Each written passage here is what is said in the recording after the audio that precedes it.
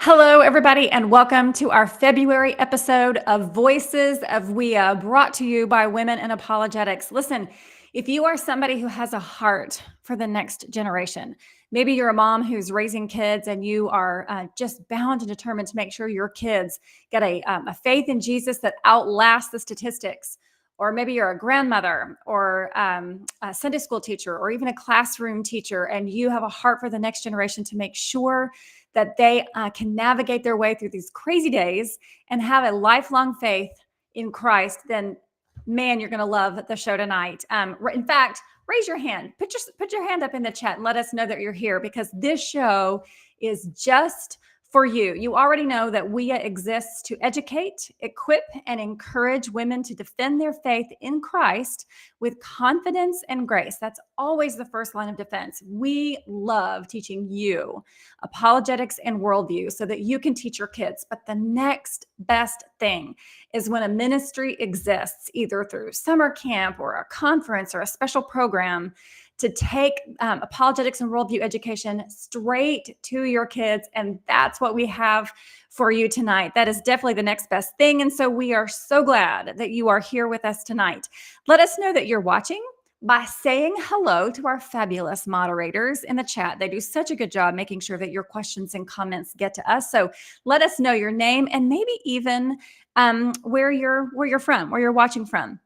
And if you and I haven't met yet, my name is Lori, and I am your host here at Voices of WIA this evening. And I'm so excited about our guest. She's so talented.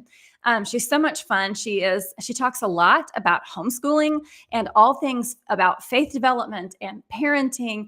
And she's a podcaster. I mean, she's kind of everywhere. So she's going to be a great guest this evening. We'll also be giving away a book called The Practical Guide to Culture by Erin Kunkle and John Stonestreet later on in the show. So all you have to do is post a question in the chat in order to be eligible for the giveaway and be present at the time of the giveaway in the chat. And I will let you know before we get there. I'll give you the heads up so that you'll know that that is coming. I'm so excited to interview Erin Kunkle tonight. She is also one of our keynote speakers at our upcoming 2024 WIA conference in September. So registration is already open for this incredible event, and we would love to have you join us in Nashville. You should definitely make plans to join us there this fall. You can find out more information and register for the conference at the webpage at womeninapologetics.com/2024 WIAConf. That's WIACONF. So tonight we are featuring Erin Kunkle. She is the co-founder of MAVEN, which you can find at maventruth.com. She's currently a speaker and a co-host of the MAVEN Parent podcast, although she co-hosted Strong Women podcast with the Colson Center for 3 years. She's spoken to adults, youth, parents, moms groups, homeschooling groups, and women's retreats. Her bachelor's degree is in social science with an emphasis in political science from Biola University, which equipped her to serve as an intern for U.S. Congressman Ed Royce. She's a veteran homeschooling mom of 16 years and has been married to her husband, Brett, for 26 years. They have 5 children and 3 grandchildren, and they live in Southern California. I am thrilled for you to meet Erin Kunkle this evening. Welcome, Erin. Thank you so much for being our guest tonight, and I really can't wait to have this discussion with you. I am so glad you're here. Oh, thank you. Well, I'm so honored to be here and so honored to be at the Women in Apologetics conference. I love the theme Reasons for Hope, and I think that goes well with our conversation about youth. And so, yeah, just so glad to be here. Well, we are too. And it's been a while, hasn't it, since you've spoken at one of our conferences, a couple years at least? Well, if I I heard that got to right. be part of one of your conferences during the COVID lockdown, and so Rachel and I were talking about that. So that was a strange year for all of Yeah. us and for all of us Yeah. in ministry trying to figure out how do we do conferences and training and no longer be Right. able to be in person.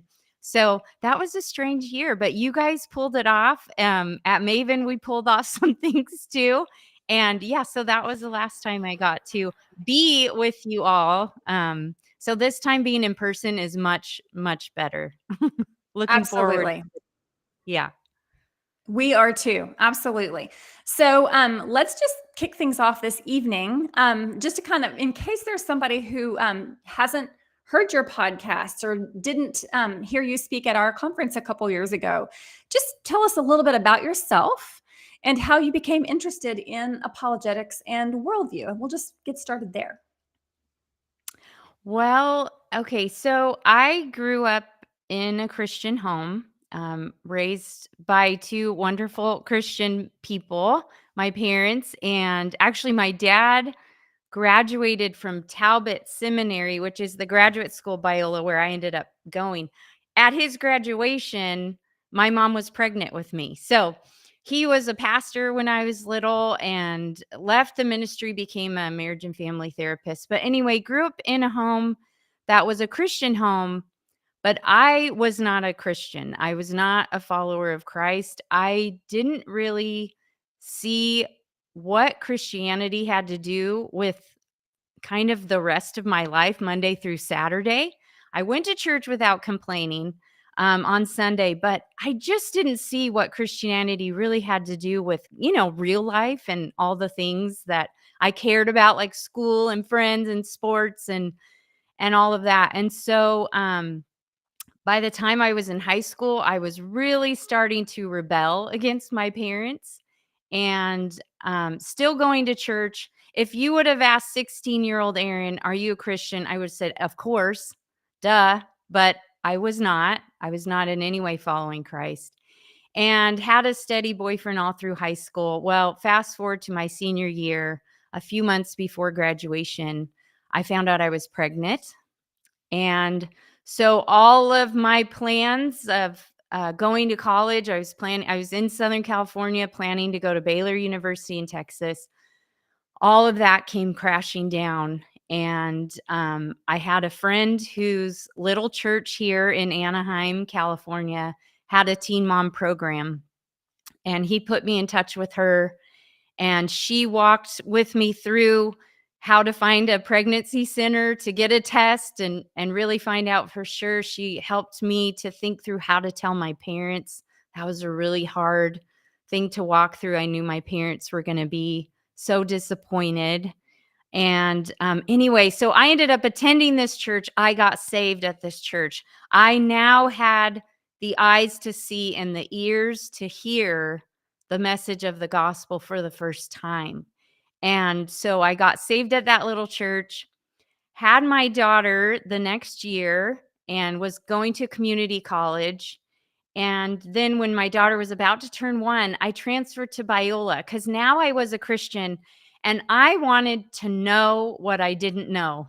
And I wanted to grow in my faith in God. So I was able to go to Biola. It was 10 minutes away from my parents' house. And so I was able to go there as a single mom, work at night, juggle all the things. And that's where I met my husband, Brett, my first year there at Biola. And we were not a match you would think could work. I mean, we've been married 26 years, but in some ways that's a miracle because I was a single mom, a new follower of Christ, and Brett was already in ministry. He was so committed to the church, to Christ. He was discipling young people, and we met and quickly hit it off, like the first night we met. And anyway, so we dated for a little while, got married, and then Brett was teaching his junior hires this stuff called apologetics. And I had never heard this stuff before. And Right. so now I'm sitting there with the junior hires in Brett's youth group, and I'm hearing apologetic teaching. And so I'm taking notes like the kids because I had never heard this stuff. Yeah. And then, of course, at Biola, in my Bible classes, I'm learning, I'm hearing chapel speakers. So now I'm getting introduced to this whole world of apologetics. So for me, that's how it all started, is going to Biola, meeting my husband who loved apologetics and was teaching it to young people. And I just soaked it in. I loved it. Okay, I have to ask a question. Yes. First of all, that story is awesome. I don't think I've ever heard your story before. That's a terrific story. Oh, I love that that program took you in and that church. And I love that you're so open about saying, I grew up in a Christian home and I was not a Christian, but I thought I would have told you that I was. I think that's a really important element. We'll have to do a show on that sometime. yeah. But anyway, I'm curious, as a new Christian, looking back now, could you tell that apologetics was having an effect on your faith even then as a new Christian? I mean, if you're kind of learning to, like a baby, you're toddling in your Christian faith, and then you learn apologetics at the same time. Did it have an impact on your faith even then? Oh my word. Yes. 100%. Because I grew up in the church never being exposed to this kind of, there's good Right. reasons to believe what we believe. Yeah, And sure. so I'm a new Christian. So I'm coming at Christianity. Now, I had come to faith in God. Like I said, it's as if I woke up. I was asleep and I woke up. And the pregnancy and all of that woke me up to Yeah. reality. But I didn't have a lot of knowledge about who God was, why it made sense to believe in him, and all of these things. Why we have good reasons to believe that the Bible is actually God's word. And so when I'm growing in theology, I'm like eating up my Bible classes at Biola. And now at Biola, of course, there's a mix of students. All the students are at different places. A lot of students Mhm. had grown up going to Christian school and they were kind of used to these things. And with some of my friends, I would be like, isn't it amazing that we pray before class? Like, that is so cool. I've never done that before. And isn't it amazing? We just did a whole semester survey of the Old Testament. And I'm seeing things I've never seen before, and I'm so excited. Right. And, a lot of them were kind of like, yeah, we've been doing this like for years, years and years. So I had a different perspective and I was a little bit, excited, but to match my theological training that I was getting. Now I'm reading the scriptures. Now I'm understanding things. Now I'm taking an entire class on the book of Acts. And I'm, for the final, mapping out Paul's 3 missionary journeys. But then at the same time, I'm reading More Than a Carpenter, or learning the evidence of that the New Testament that we read today is actually the New Testament as it was written, thousands of years ago.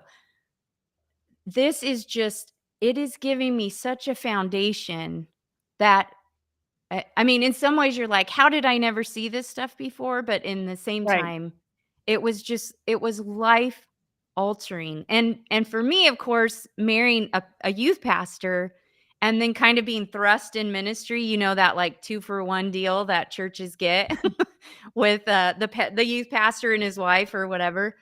Um, I I was getting equipped to now help shepherd, even if I was just a little bit ahead of my girls in my junior high group, but I was being equipped to shepherd them a little Yeah. bit more and a little bit more.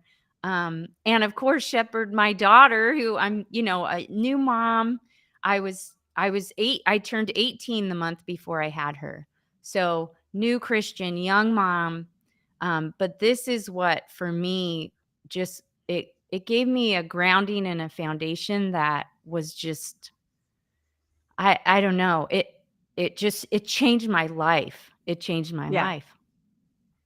Yeah, I resonate with that story because I learned I had my first apologetics lesson. I didn't even know what the word meant, and I had come back to faith.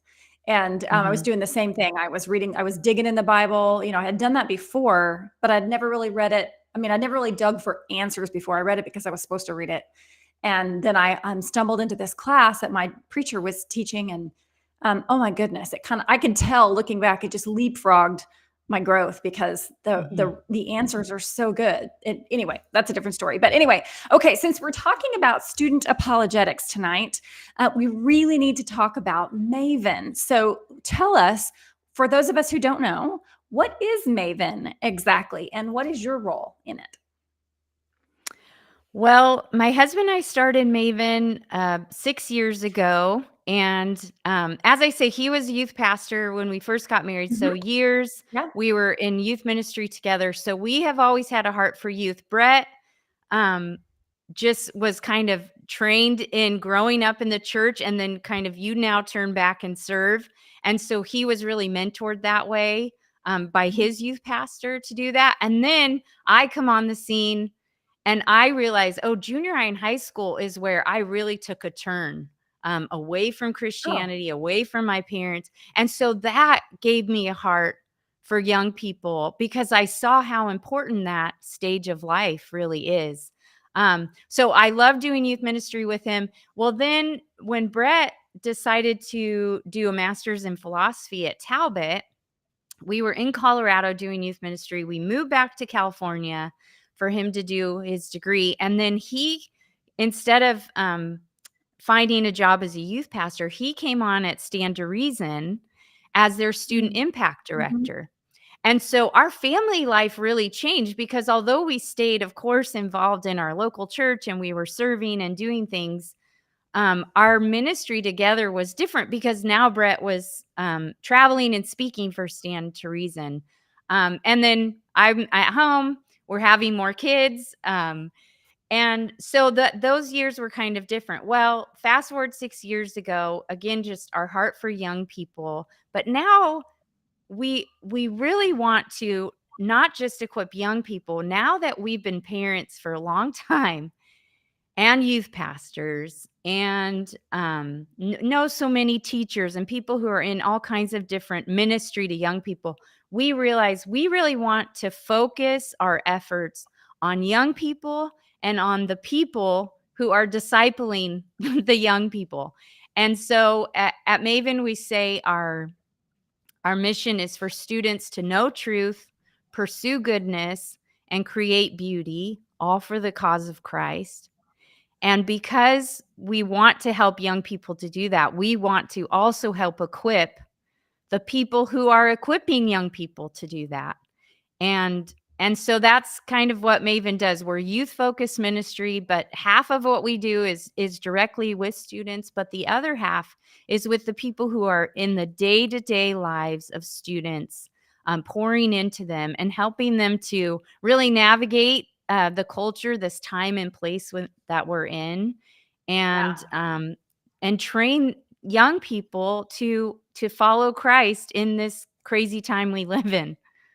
Yes, absolutely. In fact, I noticed that on your website when I was just kind of clicking around and researching, reviewing for today's episode, and I loved that it was very clear on the website that you had two main goals, and one was directly with the kids, but the other was Mhm. to bring in the people who are working with the kids and to teach them too. And I have to say that won my heart. I love that. I love reading that on your website. I think that's a great strategy, really Yeah. needed strategy right now, and so I really appreciate that Yeah. about you I guys. mean, you think about if we can reach a mom and a dad or a single Yeah, mom or grandparents, now you've affected all the kids in that home or in that family. If we can reach a absolutely. youth pastor, then Yes. we can help touch all the kids in that Yeah. youth group by Yes.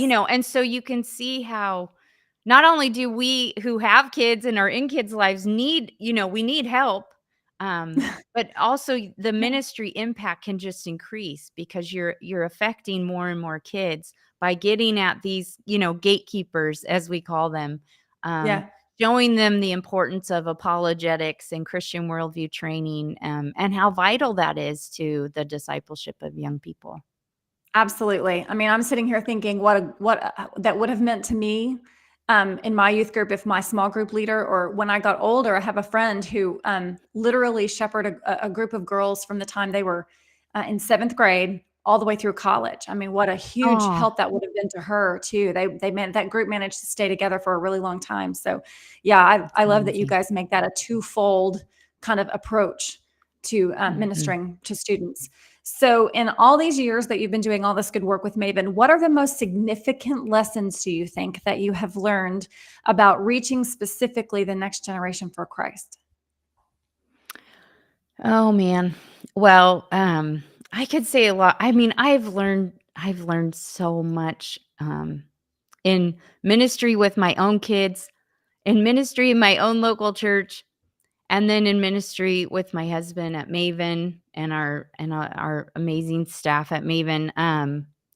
I think one thing I've learned is that it takes time, Mhm. that it really is a journey, that it's not like, Mhm. "Oh, I'll read this one book with them, I'll have this one conversation about this thing, and then that'll do it." They'll be ready. And, I wish it was that simple, but no, it takes a lot of time, and I think what I've learned too is that it actually starts younger than we think. And I don't mean you're doing apologetics conversations with your 3-year-old, but as far as Christian worldview, how we see the world, and then how we raise our kids to see the world, that starts so much younger than we think, so much younger than we realized. I know Brett and I, when we were raising our first daughter. So when Brett and I got married, my daughter was 2.5, and then we were married about 4 years, and then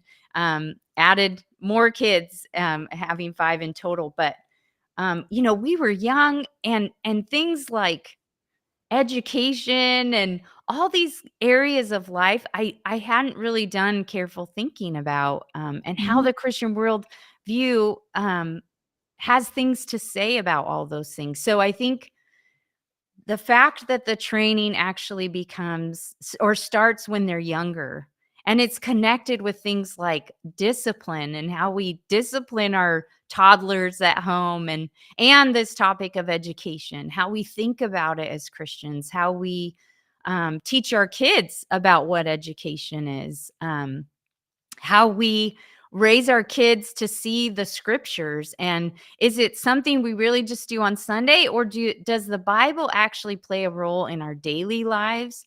Do we consult the Bible? Do our kids see us consulting the Bible when we have conflict or struggle or pain? um so that's kind of the big lesson, I think, just that it takes time. And so that's good and bad news, right? So that means you can't just blow it on one day. So we're going to make mistakes. We're going to give wrong answers. We're going to get upset when they say something and then have to go back and say, okay, sorry. I shouldn't have gotten mad when, this happened. I should have listened better. So we can't blow it though in one day, one time, and then we also, the work is a journey. And so this is a marathon, it's not a sprint. And so it's okay to learn and train as you go along, as a parent or a youth pastor or a Sunday school teacher. It's okay that you're in process too. So it will take time, and then it starts younger than we think. And so talking to our kids about why we're Christians, why it makes sense, why it's reasonable to believe that Christianity is true, starts younger than when they're in junior high. I mean, if you haven't done anything like that and your kids are in junior high, okay, start now. Start now. But if you have little kids, or you're teaching Sunday school at your church, oh, you can incorporate Christian worldview and give little apologetics, little defenses for why we believe in Christianity. You can do that when they're little. And so that's probably the biggest one. We've been doing this for a while, so I've learned a lot of things. I'm Mostly sure. through trial and error, right? Oh, yeah, I'm sure that's true too. I want to get back to that topic, but I have to stop for just a second and remind everybody that we are going to give away a book at the end of the show. We're almost like maybe kind of halfway there. And so I just want to remind you that it is a practical guide to culture, and it is written by John Stone Street, sorry, and Brett Kunkle, who is Erin's other half. And so that's going to be our book that we give away this evening. It's going to be super practical, super helpful, teaching you, helping you with worldview concepts so that you can do exactly what Erin is talking about, having those little conversations, just dropping little crumbs from time to time to transmit a Christian worldview to your kiddos. So if you would like to be eligible for the book giveaway, just make sure you show up in the chat, ask questions for Erin in the chat, and our moderators will get them to us. And then we'll pull our winner from the chat. So just wanted to let you know that. Okay, so Erin, if you could carve out a game plan, and by the way, I'm so grateful that you mentioned that you can start worldview transmission early, because I think I've heard, one of the things I've heard a lot of people say is, oh, numbers research shows that kids don't lose their faith until they're in college. I have plenty of time to worry about that. And I've always thought, no, you have a lot less time than you think you do. So I'm really grateful that you mentioned that. So for those parents who want to get started as early as possible, if there's a game plan for parents to follow or for teachers to keep in mind when they're having conversations with their kids, or just like we were talking about, church youth group workers or small group leaders, what would be on that game plan? What kind of things do they need to maybe keep in mind? Well, the way that my husband Brett and I, kind of break it down for ourselves, and as we talk to parents and youth pastors and leaders who are over young people, I think thinking about it in kind of stages is a helpful way to think about it. It goes along with different ideas on how kids learn and how we grow and develop, but it's basically thinking about it in 3 steps. And so first you teach the what, and then you teach the why, and then you teach the how to. So I'll unpack those a little bit. So first we teach the what. So what is the what? Well, the what is Christianity. So you start with and thinking about your little ones, and the focus really at this stage is teaching them theology. It's teaching them the knowledge of God. And so we can do that in all kinds of ways. There's wonderful children's Bibles that you can read to your kids that start to tell them the story of God. And of course, you can do it through reading the scriptures. You can do it through singing songs. And so a wonderful way to teach our kids the what of Christianity is through singing. And we have a wonderful Christian tradition of thousands of years and songs that have been sung for hundreds and hundreds of years in the church that teach deep, rich theology. And so we can teach our kids these songs even when they don't understand all the theology that's wrapped up into a song. And then another way that we teach the what is through catechism. And a lot of people think that catechism is a Catholic thing, that only Catholics do it. No, catechism is simply learning theology through question and answer. And young kids have amazing minds, and they have an amazing ability to memorize things that they read and hear and see. They are like sponges. And that's for good and bad, right? I remember my youngest son, he was such a sponge when it came to music. And so I noticed when he was really little, any song he heard, whether it was in a grocery store or anywhere, I mean, that kid was singing that song the next day. And you can imagine how terrible that possibly could be with some of the songs they plays in store. But so this is what I mean. Kids are sponges. They memorize so well. And so we take advantage of this wonderful good design of God of a sharp mind in kids, and we're teaching them the truths about God and having that be the what foundation that we're laying for them. And so when they're little, This is what we're doing. We're teaching them Christian theology. And that is really the focus. Now, we're never going to stop teaching the what, because I'm 47 and I'm still learning the what, right? We are all supposed to be, if we follow Christ, we're all supposed to be theologians. We're all supposed to be people who study God. So the what doesn't stop, but the next step in that is to teach the why. And this really starts for young people. It's different for every kid, but around 5th or 6th grade. For some kids, it'll be earlier. For some kids, it might be a little bit later. And that's when we teach them the why, because they start asking questions and wondering about things, and they start wanting to make sense of their world.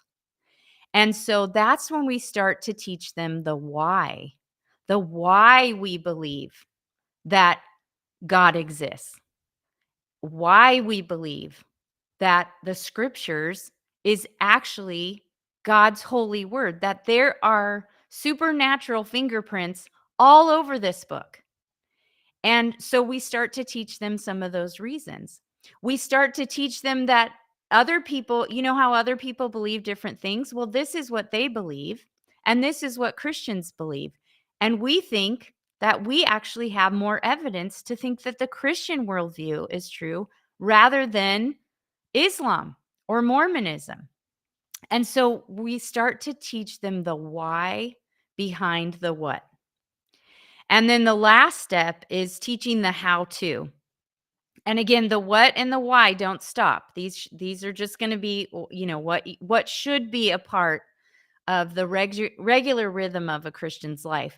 But the how to comes about high school age, maybe junior high age too, depending on the kid. But this is the how to. So this is when we start to have them engage in conversation about these things, about the what, about the why. Now get it out of the classroom and have young people be put in situations, whether it's around the kitchen table or with a neighbor in the front yard or at the next family gathering, or maybe it's by inviting Mormons next time they knock on the door. It's letting them come in, not telling them no, thank you.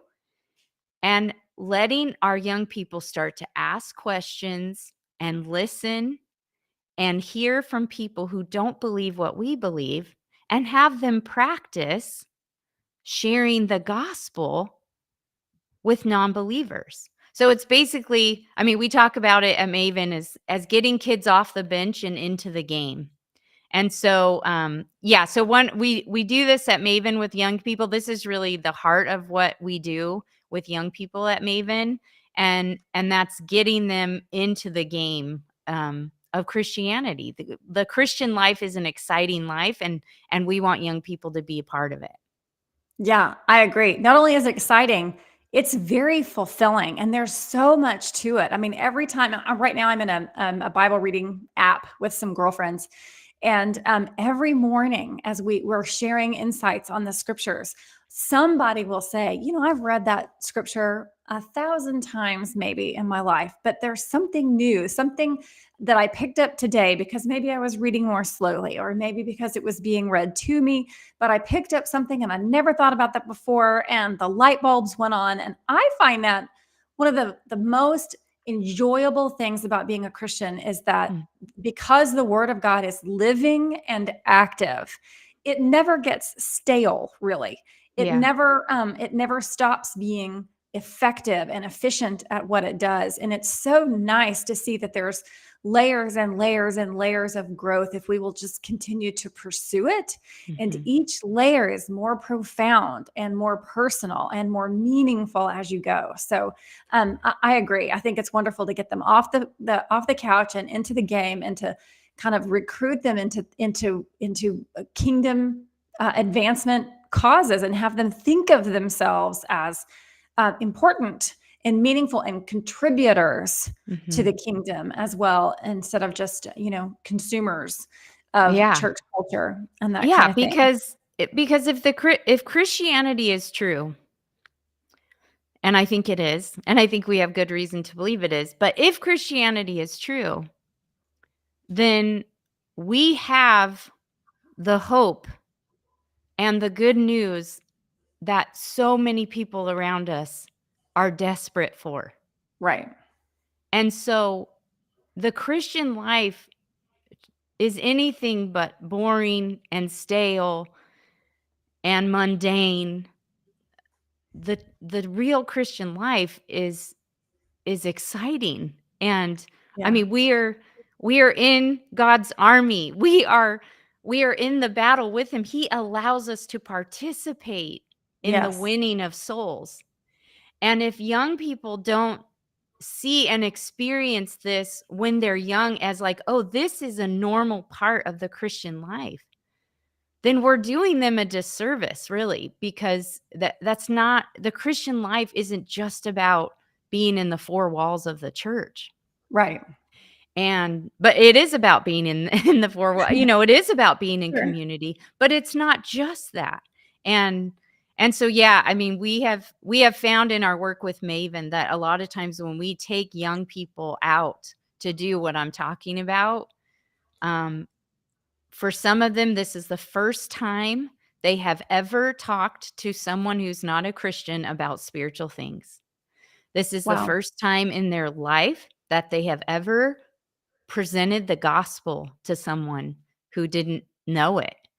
And what we see at Maven is that these trips that we do, we call them immersive experiences, where we take young people, we do training and we take them to Salt Lake City, Utah, and engage in conversations with Mormons.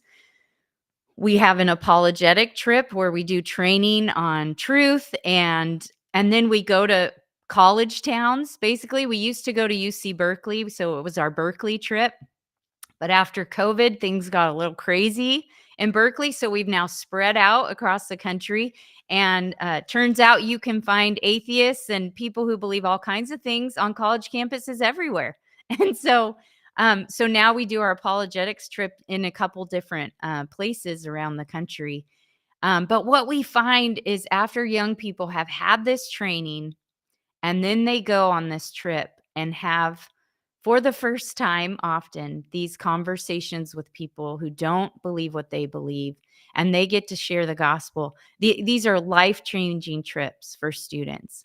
And it changes them in ways that it's hard to explain it in words, but it's just a life-changing trip for students. It would have to be. It would have to be.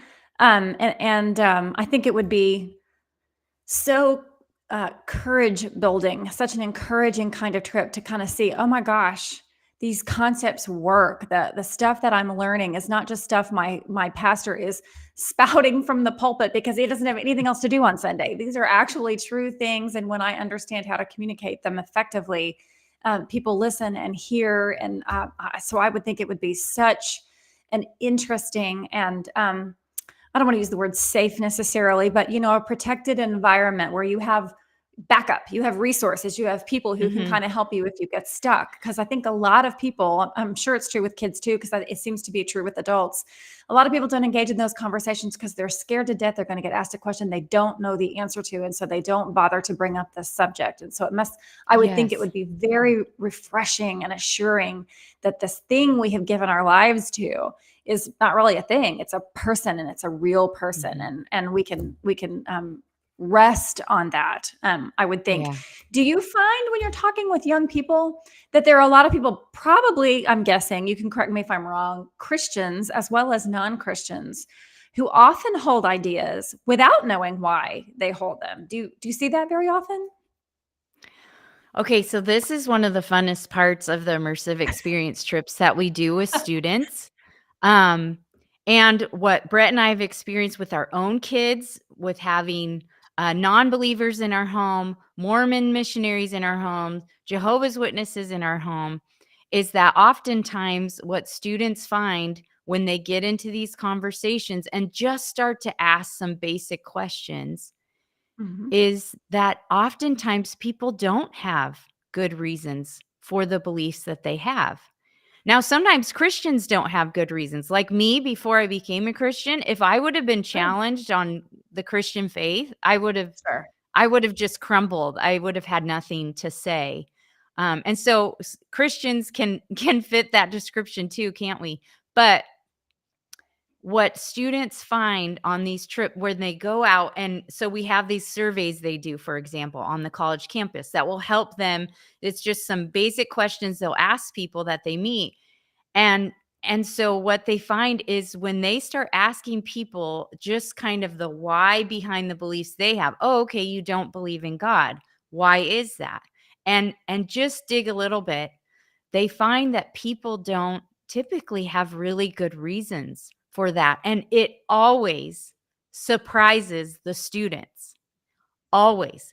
They are always taken aback that people walk around with beliefs that they haven't really thought through. Now, from the student's perspective, especially adults, because, they think, well, adults have thought through this, and I don't want to ask an adult a question because they probably know the answer.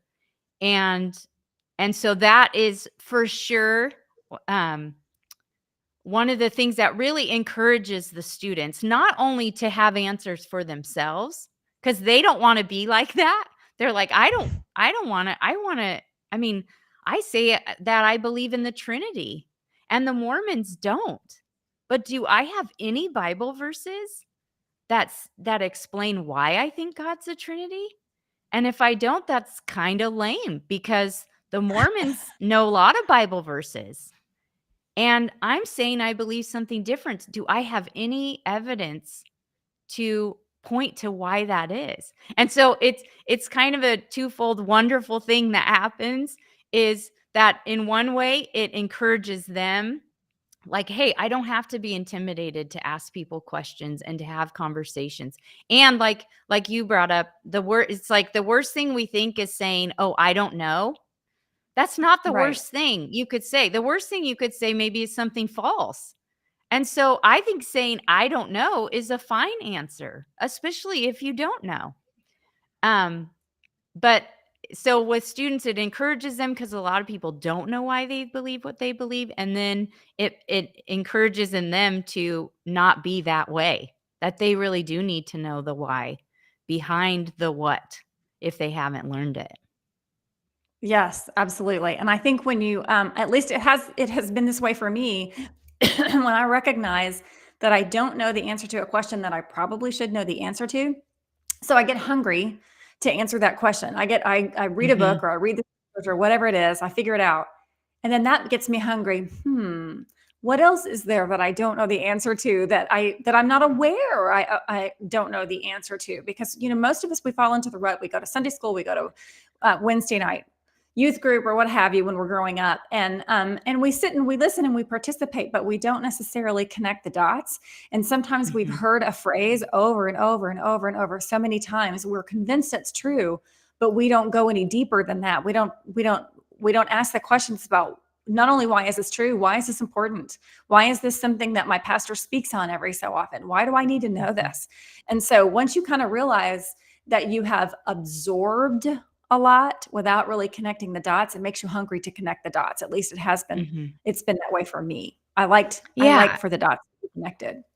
Yeah, I think that's true, and that's why, especially with our young people, it's important to help them engage in conversation because for most of us, it's not until either something happens in our life or we're having a conversation with a coworker or a neighbor that we realize, gosh, I'm not sure how to answer that objection. Yeah, right. And that motivates us to find the answer. And so maybe it's, I have a neighbor, 99-year-old guy, and he's angry at God because God took his daughter. Um, that's his words. She got cancer and she died. And so this problem of evil and suffering is something that he really has a lot of angst about. And there were times in my conversations with him that I wasn't sure exactly what to say. And I wasn't sure how to answer his objection, to some of the things about God and who he is. And that's okay. That's okay. What it did for me is it made me wrestle, with this big topic of evil and suffering, and want to come up with some good answers to it. And so that's okay if you don't have all the answers. And it just comes throughout life when you have people in your life who bring up stuff you've never thought about before. That's a great Yeah. thing about having kids, actually, is they do that all the time. If you let your kids ask you questions, they will for sure ask you questions that you have no idea what the answer is. And you better learn how to say, I don't know. That's a Yeah, really good absolutely. question. I don't know. Yeah, you can always follow it up with, I don't know the answer to your question, but I'm certain that there's an answer out there somewhere. Oh, yeah. So either I'll go find it or you and I will go find it together. That's usually Mhm. a good way. And most people appreciate that. They appreciate when you're being honest with them that you don't know and that you're willing to Oh, kind of yeah. partner with them in finding it out, as opposed to, trying to make them feel silly or something that they don't know. Just, hey, we'll go Mhm. figure it out together. That's fine. Okay, so we do have one question from the audience so far. Tanya is interested in trying to know what suggestions you might have to make apologetics concepts easier to remember. She has teenagers, and she says that sometimes the concepts she's trying to teach them don't seem to stick. And so she figured out that maybe you might have some ideas for helping her teach apologetics concepts in a way that they can actually help her teenagers remember them. Any ideas for her? Hmm.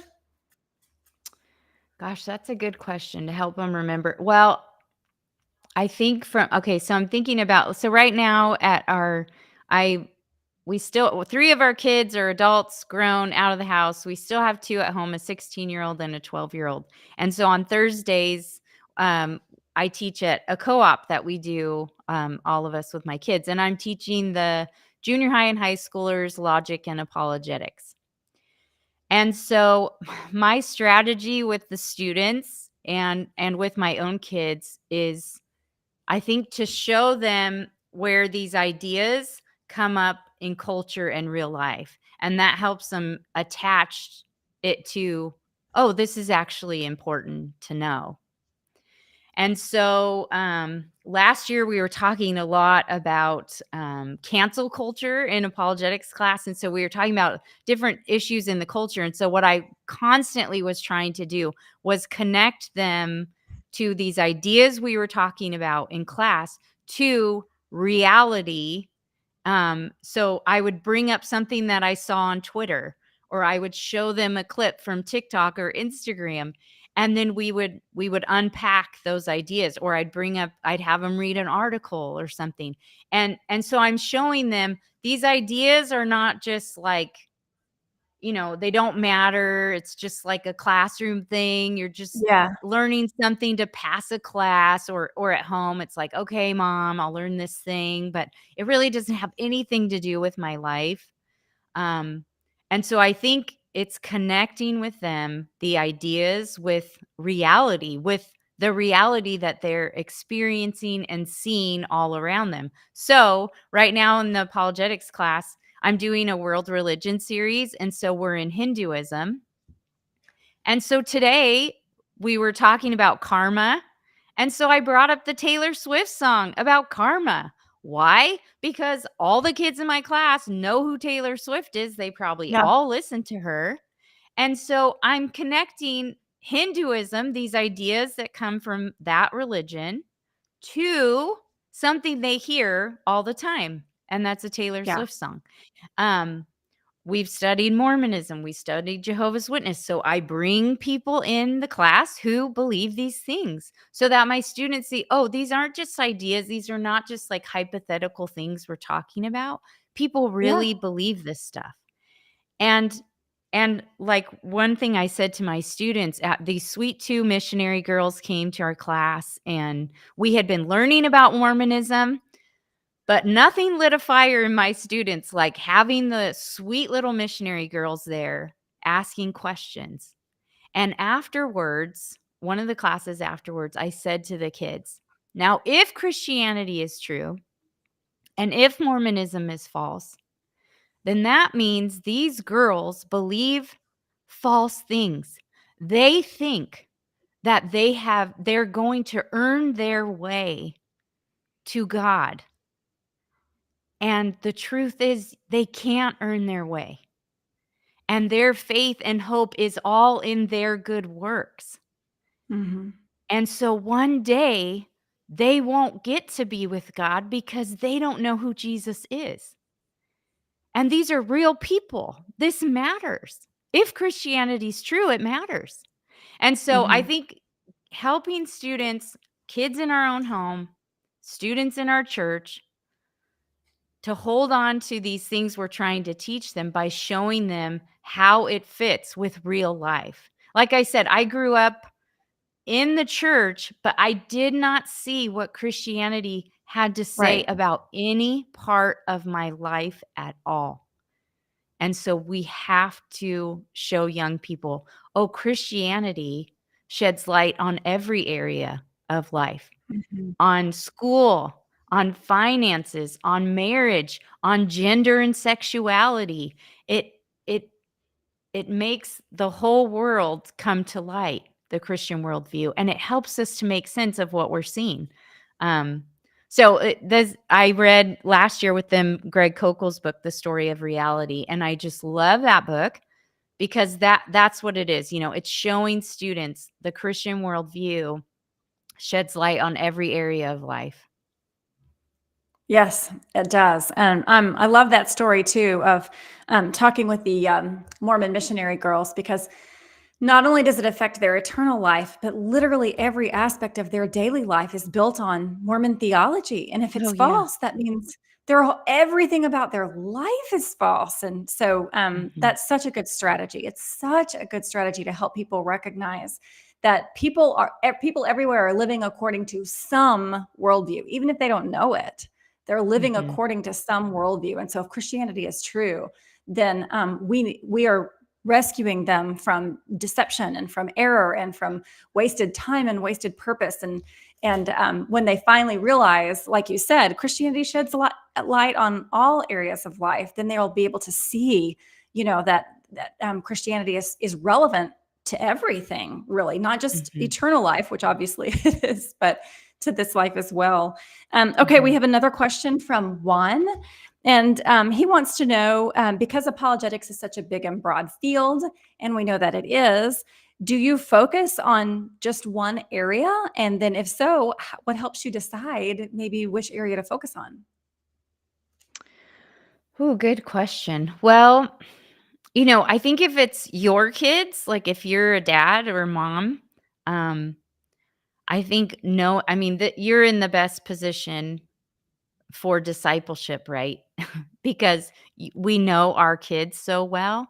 And Yeah. so maybe we know that they have a certain area or passion or things that they're interested in. And so we can connect that with the Christian worldview and teach them apologetics about, a certain area that they're interested in. I think if you're doing a class or teaching Sunday school, maybe sometimes you do overview stuff, and then sometimes you choose to think about one particular topic or something. So, this last year, I read More Than a Carpenter with my junior high and high school students. So that's more of, that's Josh McDowell's story. And of course, it's updated now. So Sean's in there too. But it starts with Josh's story of being an atheist, coming to Christianity.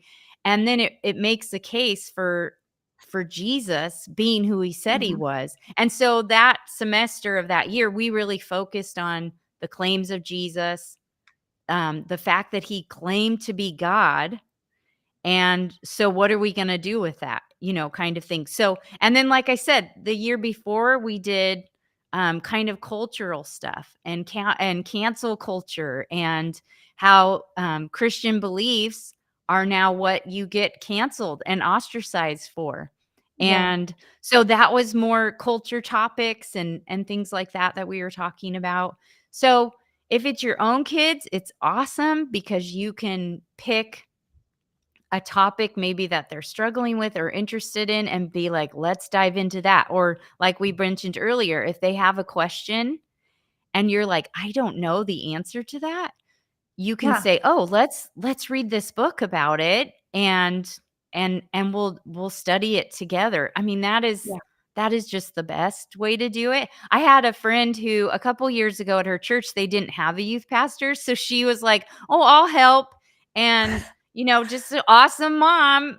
And so what she did is the first youth group that she was like in charge of, the first like youth meeting on a Sunday morning, I think it was, she just said to them, "Okay, I want to hear all your questions about Christianity.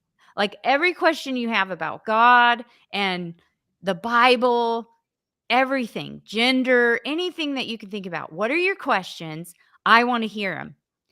And so she had this long list that these students came up with. And she wasn't like, "Okay, and now I'll answer every question." She was like, "You guys, these are awesome questions. Okay, now we're going to take these questions one by one and we're going to learn about them together." And that's what she did. I mean, That's great. that is amazing. And that's what we're called to do. This is faithfulness. This is discipleship. And so I think maybe asking the young people in your life, what do you want to learn about? What are questions that you have that you don't know the answer to? What's a TikTok you saw and you don't know what to think about it? Yeah. What's something that someone said at school and you think it's true, but you think I disagree with it and you don't want to talk to me about it because you don't want me to get upset. Okay, I won't get upset. Let's talk about it. That's what I'd do. I'd ask. Yeah. That's great. That's great advice. That's a great place to start. Okay, so also something I was just thinking about was sometimes you have people like a mission field in your backyard or in your neighborhood or at school. Sometimes it might help to ask them, who do you know that doesn't know Jesus? Who do you know that believes something else? Let's maybe start there so you can have a conversation confidently, a conversation with those people, because sometimes that helps when they, like you say, when you have a real life case to kind of think, okay, well, if they don't believe in Christianity, what do they believe and how is it different? And what are the implications for them of continuing to hold their beliefs? And me as a Christian, not at least asking the question and opening the door to a conversation that might end up being a gospel opportunity. So that's definitely something. Yes. Okay. I think we're getting close on time. This has been a great conversation. Thank you so much for all of your insight and all of your time. It's been so much fun answering all these questions. The giveaway is coming up. So if you have any last questions, you're welcome to throw them in the chat. We are giving away a practical guide to culture from John Stonestreet and Brett Kunkle. So Erin, tell us real quickly, how do you feel about this book? What's in this book? And just kind of tell me a little bit about the takeaways that you expect people to get when they read this. Well, I love this book. I sacrifice for this book too. Sarah and I always joke. So John's wife, Sarah, and I'm Brett's wife. We're dear friends. And so when the guys were writing this book, of course, we love to read the chapters they were writing. And of course, we gave our opinion of things too. But no, the guys wrote a great book. The reason I love the book is because both John and Brett have years and years of experience working with youth. And then they both have been dads for a long time too. And so I love the book because first, it just helps us to think about culture and the topic of culture and how it shapes us. And so they define culture, they unpack it for us, they help us to see, oh, culture's everywhere. It's not just like the bad stuff out there. Culture's in our home. Every family has a culture. Every community has a culture. Every church has a culture. I mean, I live in Southern California, so we know Southern California has a certain culture. Most people around the country are like, yeah, that's why I don't want to live there. It's crazy. And it is a little crazy. But not everything about culture is bad stuff out there. Culture's in here too. And so they just help you to think about culture in a different way. And then they talk about some of the big cultural waves. They talk about them in waves. They use an ocean analogy because my husband surfs.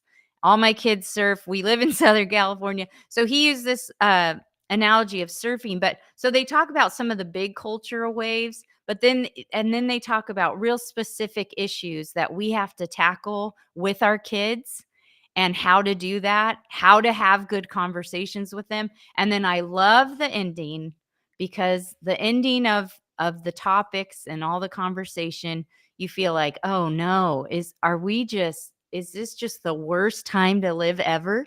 And it's no. So the last part of the book, and the part of the last parts of the chapters that they talk about the issues, is a hope casting part.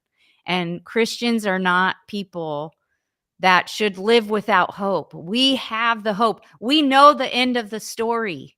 We know what's happening. We know what happened. We know what's happening now, and we know what's going to happen in the future. And so we can live knowing we're just in the midst of this big story, and that we know how it ends. And so we should never be without hope. We should never be discouraged and give up and, oh, this world is ruined. There's always hope for the believer. So I love the book for that. And of course, I'm partial to the author, so I am biased, but I'm okay with saying that. That's okay. We're okay with you saying it too. Okay, so that's going to be awesome. We read that in the Colson's fellowship too, and it is a great book. It's very Oh, yeah. enjoyable, and you will get a lot out of it too. And so tonight, our winner is Juan Lariano Jr. from YouTube. So Juan, if you will hop into the chat and just say hello to our moderators, they will get the information to you and from you, so that you can get your book and start enjoying it right away. So congratulations. That is going to be very helpful and very informational. And I'm so excited that you're going to get it. So congratulations to Juan for that. So, well, Erin, we are basically out of time, but I can't thank you enough for this conversation. It's been wonderful talking to you this evening. Lots of good insights and lots of good experience. My goodness, you have so many years working with young people, and you're so positive and so encouraging and helpful. So thank you for stopping by our little corner of the internet and having this conversation with us tonight, because I think our audience, I'm quite certain our audience will have been very, very encouraged and motivated by everything that you had to say. Oh, well, thank you. It's been an honor, and yeah, I think I'm just a ordinary mom, Christian, follower of Christ, who loves the next generation. So I hope to just encourage anyone listening that if you think, oh, I'm not an apologist, I can't, do all these big things. We don't all have to be public apologists, Yeah. authors. We can all be faithful in the spheres of influence that God has given us in our home, in our church, in our community, and we can make a difference and learn alongside the young people that are in our world. Whatever young people are in your church or your home or your community, you can walk alongside them, learn alongside them. You don't have to be an expert. You can just learn and grow with them. That's what I've done all these years, is learn alongside the young people in my life. And I've loved it, and I've grown so much. So thank you for having me. It's been a blessing to be here. It's been a blessing to have you here. Thank you so much. And don't forget, if you're watching this evening so far, our guest, Erin, will be one of our 2024 WIA conference keynote speakers in Nashville this fall. So we hope to see you in Nashville for this very special event. And if you haven't registered yet, you can find more information about that by checking out our conference webpage at womeninapologetics.com/2024 WIA, WIA Conf, CONF. So if you would like to learn more about Erin and Maven, you can find their website at maventruth.com, and you can follow them on Facebook, Instagram, and X at Maven Truth. And on YouTube, they are Maven Truth Goodness Beauty. So join us next month for a very special discussion on March 1st with our guest, Laura Zeifer Powell from An Affair with Reason. She's also a volunteer here with WIA. She's one of our team members, and we will be answering the question, is Jesus a socialist? That is going to be a really good discussion too. Specifically, it's an election year, so it's going to be a really helpful conversation for that. And as usual, you can learn more about Women in Apologetics by going to our website at womeninapologetics.com. And you can learn more about apologetics and worldview through all of our social media posts by following us on Facebook, Instagram, TikTok, and don't forget to subscribe here to our YouTube channel so that you never miss a Voices of WIA episode or any of our video resources. And also, we would love for you to be a part of our mission to bring women into the fold of apologetics. Your involvement with WIA helps us to balance the historically male-dominated subject matter and audience with a complement of thoughtful women as both the focus of our mission and a natural byproduct of your giving to our mission. Your financial gifts make our events, our free resources, our social media content, our videos and academy courses, and our staffing possible. So to show our gratitude, we have created something called the Apologetics Collective, and it's a curated set of exclusive opportunities like podcasts and book clubs and Q&A sessions. And it serves the educational needs of those who faithfully share their resources with us by becoming one of the following. A key partner is somebody who commits to a monthly amount, any amount monthly. An ambassador is somebody who gives a one-time gift of $500 or more, or you can combine them together. And a key partner ambassador is someone whose recurring donation meets or exceeds the $500 ambassador limit within a 12-month period. So if you're not already a key partner or ambassador, then please consider becoming one today, because we love apologetics, we love women, and we love the next generation, and we want to equip you to be an apologist. So to learn more and join the Apologetics Collective, you just visit womeninapologetics.com/donate. So thank you for supporting WIA's mission to educate, equip, and encourage women in Christian apologetics. From our entire WIA team, thank you so much for joining us tonight for this incredible conversation with Erin, and we will see you next month.